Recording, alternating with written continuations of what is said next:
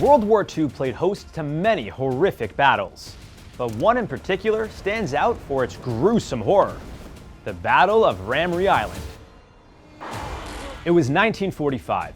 A garrison of around 1,000 Japanese soldiers were stationed in the Bay of Bengal on Ramree Island in the country of Myanmar, formerly known as Burma. The British and Indian armies arrived in boats and fought to recapture the territory in order to establish air bases there.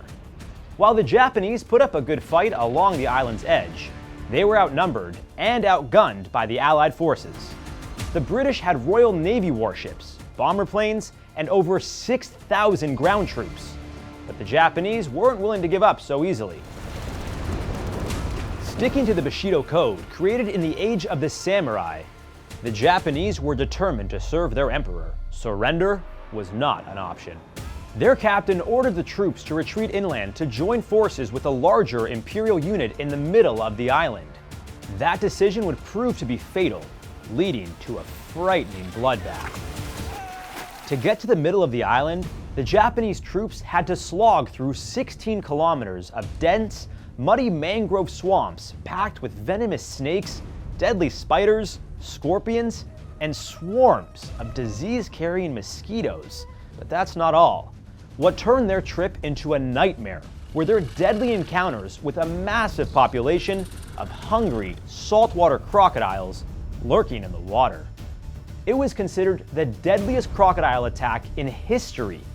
Out of 1,000 Japanese soldiers, the British claimed that only 20 made it out alive. But some historians aren't convinced. They found the reports so gruesome that they couldn't possibly be true. But were they? Today we unveil the real story behind the mythical Ramree Island Crocodile Massacre. How many soldiers actually made it through the ordeal alive? What happened to all the crocodiles on the island? And why do some refuse to believe the massacre even happened?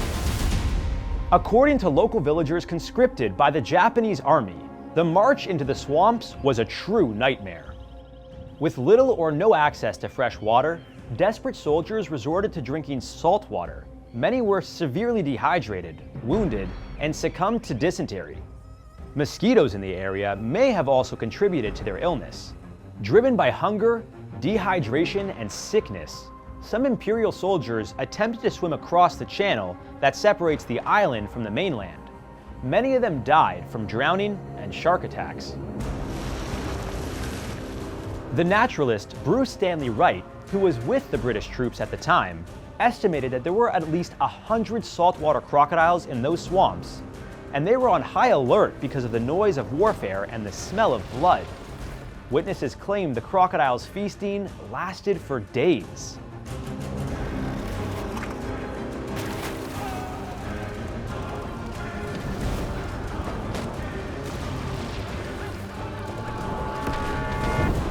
These beasts can reach lengths of up to 7 meters, weigh as much as 450 kilograms, and devour up to 25% of their body weight.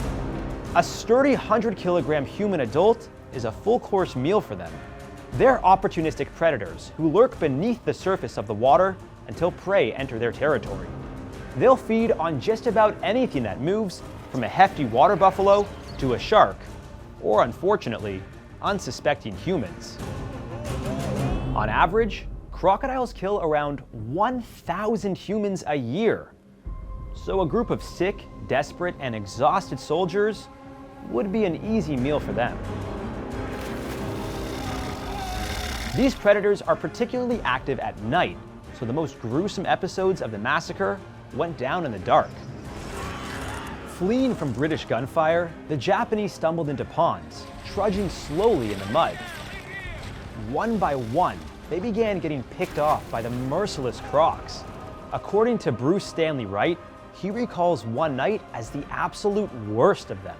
He wrote that the scattered rifle shots in the pitch-black swamp, punctured by the screams of the wounded men crushed in the jaws of huge reptiles, and the blurred worrying sound of spitting crocodiles made a cacophony of hell that has rarely been duplicated on Earth. According to his report, only 20 Japanese men were captured after the nightmarish massacre, leading historians to believe that nearly the entire garrison met their end in the jaws of the reptiles. But some researchers have proven otherwise. In 2001, herpetologist Stephen Platt and a research team combed through military reports and interviewed islanders who witnessed the events. Local villagers claimed that 10 to 15 Japanese soldiers might have been killed by crocs as they tried to swim the channel, but it's more likely they were killed by naval patrols and sharks.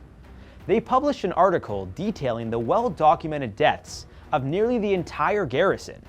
British gunfire, starvation, disease, sharks, and spiders were all in the mix. Platt concluded that crocodile attacks, while present, were not the main cause of death. In 2016, a National Geographic investigation dug into military reports from the Burma operation. They discovered that almost 400 Japanese soldiers managed to escape the swamps and make it to the mainland, and the 20 survivors mentioned by Wright were only those captured by his unit. It's hard to say for sure whether crocodiles were responsible for the deaths of the other missing Japanese troops, but the survivors did tell of the horrors of the swamps. Conflicting reports suggest that most of the Japanese soldiers drowned or were shot at, and then their corpses were scavenged by crocodiles. Saltwater crocodiles aren't known for large-scale feeding frenzies like sharks are. Some claim that there were thousands of crocs living on the island, but that's doubtful considering the lack of food sources. While the number of crocs might have been in the hundreds at the time, these days, there are only a few scattered specimens left on the island. Their numbers were decimated in the 1960s by poachers. It's believed that only a small fraction of the Japanese soldiers actually fell victim to crocodiles. There's no mention in any official military report of a crocodile massacre. And that naturalist we mentioned, Bruce S. Wright, who supposedly heard screams in the night, well, he wasn't even at the site of the battle. He heard the story from British boat crews patrolling the island.